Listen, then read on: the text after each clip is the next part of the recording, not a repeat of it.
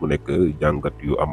solo yi nga xam ne nag Sa Ndiogou daan na koy amal nekk analyse bu pertinent bi nga xam ne nag def na ko si sorti kii di Moustapha Diakhaté bi nga xam ne nag yëkkati woon na fi ay kàddu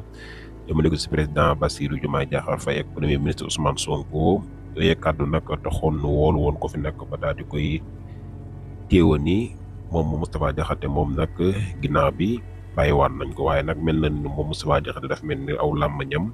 mënu koo téye si gouvernement bi dafa mel ni nag moom daal il faut muy génn di wax te nag loolu dañ na koy gën a dëggalaat ba wax ne tamit ne kàddu yi mu yëkkati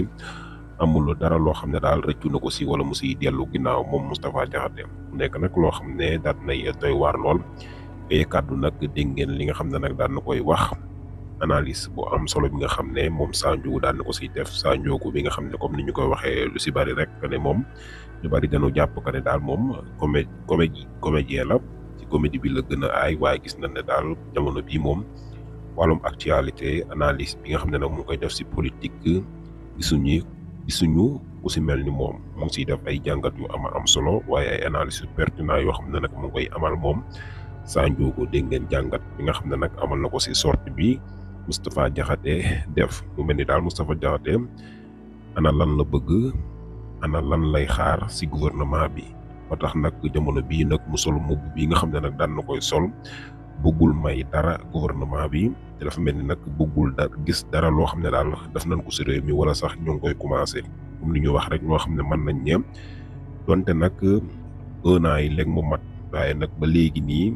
1 an defaguñ ko si boppu réew mi ndax nag mois de mars lañ jëloon réew mi te jamono bii nag ñoo ngi si mois de janvier day waaju dugg si février door a jëm mars kon ba nii gouvernement bi président Bassirou Diomaye Diakhar Faye amagul 1 an si boppu réew mi waaye 1 an yi daal gis nañ ne opposant bi moom taxaw nañ temb ngir xajamal ko moom te may ñu ko dara may ñu leen dara moom ak président